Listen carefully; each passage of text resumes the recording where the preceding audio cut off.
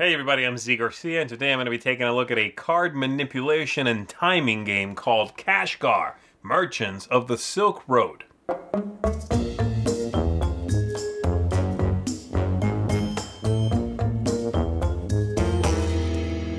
In this game, the players are going to be managing their resources on their own personal board and running multiple caravans at the same time, being careful as to which characters they invoke and activate at different times, and managing the timing of everything. You see, in this game, timing is supremely important when you do something. Once you have done something, you might not be able to do it again for a while. You're going to have to wait for that option to come around to you again.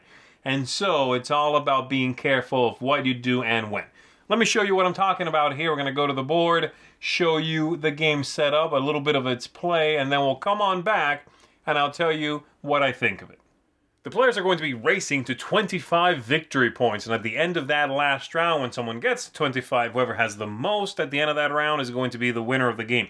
To set up, everybody's given one of these boards, all the markers beginning at that level there, and then everyone has 3 of these Patriarch cards and 3 random cards from the starting deck, which is this one here. You're going to take those 3 and you are going to put them underneath the 3 Patriarch cards, which begins your 3 caravans for the game. These other ones, again, would go to the other players around the table. All right, I'll just set these aside for now. So I'm only going to be showing you, of course, one player's board, but be aware, everyone, as I said, gets one of these, and the markers and the caravans and so forth. You are going to shuffle up these cards here and reveal 4. These are the orders that the players are trying to fulfill. So these will be on the table someplace. And then you are ready to begin. We have a stack of characters over here, a stack of special characters over here for when they are needed. On your turn, you are very simply going to pick a caravan, and you are going to activate the lower card on that caravan. So the uppermost card, meaning the one on the very top there, okay? And you are going to do one of the actions on that card. Now, there's 2 kinds of actions. There is these normal ones here with the tan background, and then there are the parting actions with that reddish background. The difference between them being, when you do one of these parting actions, that character will leave your board, your caravans. With the other ones, they will stick around. So, the Patriarchs are all the same. Very simply, the top power says, draw 2 cards from the characters here and add 1 to your caravan. The bottom one says, turn this over to the other side, and you will reveal a matriarch, okay? But for now, I'll go ahead and do this patriarch here. So I will draw 2 cards, and I will keep one of these 2. The cards are going to have, as I said, powers. They might also have victory points up here in the corner. Let's say I want to keep this one here. I would discard the other one. Any card you triggered goes to the back of its column, gets tucked under it, and then any new card you've acquired gets tucked under that. And so this caravan now grows, reveals a new card action for the next time this player takes a turn, possibly. Again, I could always just choose to trigger this one. Let's say everyone takes a turn, it comes back around to me. I will go ahead and trigger this power. It has a cost here of 2 gold. I will pay those 2 gold. And it says, draw 2 special cards, choose one, and place it at the back of this caravan. Very well. I will draw 2 special cards, and I will go ahead and keep the cupbearer, okay? This one's going to be discarded. I will put the cupbearer in the back, and the reason I'm not cycling this one itself to the back is because I did that parting action, meaning it's gone. I no longer have that card or its victory points. And as you see, suddenly, boom, the Patriarch is right back at the beginning of the line. And I will attempt to, again, build these up with the specific cards I want to manage my resources, and ultimately to fulfill orders. Some of these characters will allow you to fulfill orders, such as this one right here, the Grocer. It says fulfill 1 order, and it lets you know on the side you pay, well, whatever it is required. These orders give you a number of victory points, a number of mules that you need to own right here, and then across the bottom what you actually pay. So in this case, I would pay 1 of that, 2 of that spice, and then I need to pay 1 mule. And so I would, assuming I can fulfill the order and I have everything I need, I would go ahead and just lower my totals here, pay my 1 mule, take this card, put it in my score pile, and we reveal a new order.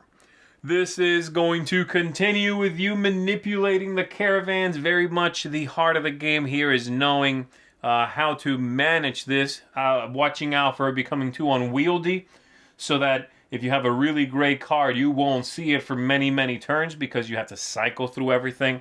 Also dealing with the patriarchs, who are great early in the game, perhaps not as much later in the game, forcing you to maybe turn it over to the matriarch side, putting the card in the back, and then once the matriarch gets all the way to the front of your caravan, triggering the power, which allows you to, instead of picking a card from the deck, taking a card from the discard pile. All right? And fulfilling these. So, adding all of that up together, you are shooting for those 25 victory points, which comes from characters and these filled orders. And if you have the most at the end of the game, you are the winner. That should give you an idea of how Kashgar operates, how everything works together. So let's go back up top. Let me tell you what I think of it. All right, everybody, that is Kashgar. So let's talk about it, okay? I'm going to break it down using my target audience system here. That means we start off with thematic ties. Is the theme interesting? Is it well implemented?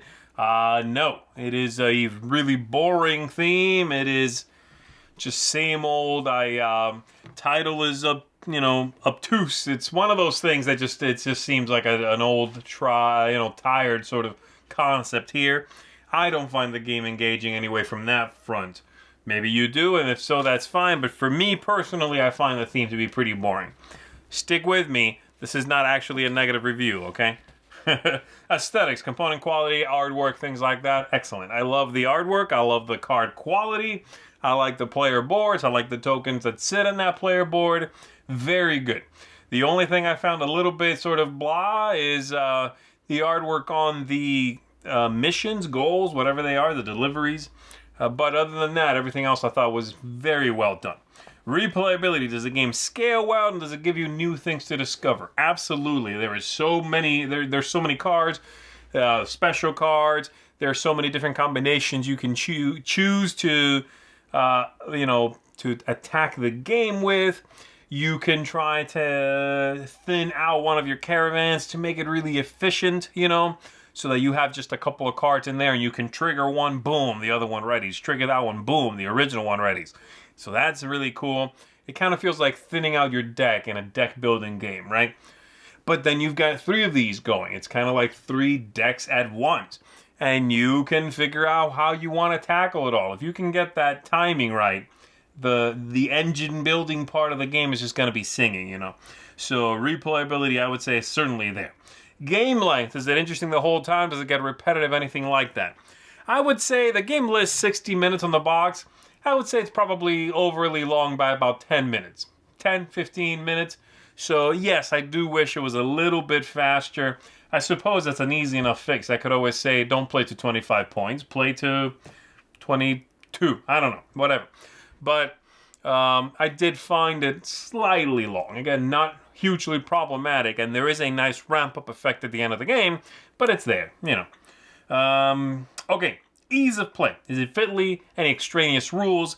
Anything that's difficult to teach? I find this game to be quite elegant, actually.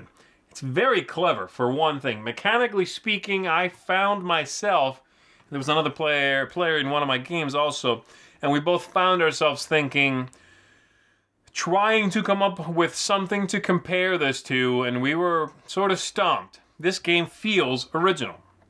It does feel fresh. It brings something that I haven't played, or at least can think of, that quite has this combination of ideas. Now, characters with powers, yeah, sure. We've seen those, in tons of games. This idea of them cycling out, of you manipulating the order of the characters, of having 3 piles of that. Of the patriarch and the matriarch letting you take things from the deck or the discard. Of eventually hoping your patriarch would just go away so your deck does not continue growing and you can never get to the really good cards in that deck. all of the design space to be found there is superb. So I'm really very impressed by that. But with all of that going on, it's still very simple and easy to play. The card descriptions, the text on the cards is clean. The idea of the card having a great power but then killing itself out of the game, that's all very well done. So I think the ease of play here is actually high. Lastly, tactics and strategies. Is it too lucky? Is it balanced? Does it feel interesting? I think there's a lot of strategy here. Lots of tactics, certainly, but a lot of strategy. When you do what cards you go for, what character combinations you go for. Do you give up a character that has victory points for a supremely powerful one-time effect? Those points on the character will be gone, but is that made up by what you're about to acquire? All of these choices are very interesting, and I find the game really captivating. I do. This is one of the best games I've played in a while, to be honest. It's one that the theme I don't really care for. I find the setting to be pretty boring and kind of generic, but the gameplay, the mechanisms, the character abilities, those things I just find fascinating. I've really enjoyed this. This is going to get a seal of excellence from me. Kashgar, Merchants of the Silk Road. If you are a Eurogamer, let's say, if you are someone who loves, timing as a part of your engine building, if you love engine building, if you love manipulating your resources, being careful, outpacing your opponents, you, I think, are going to love Kashgar. Again, seal of excellence here. Definitely look into it, folks. Fantastic game. I'm Z Garcia. Thanks for checking this out with me. I appreciate it, and I'll see you on the next one. Thanks so much for watching the Dice Tower videos. Find more great videos and reviews, as well as our top-rated audio podcast at Dicetower.com.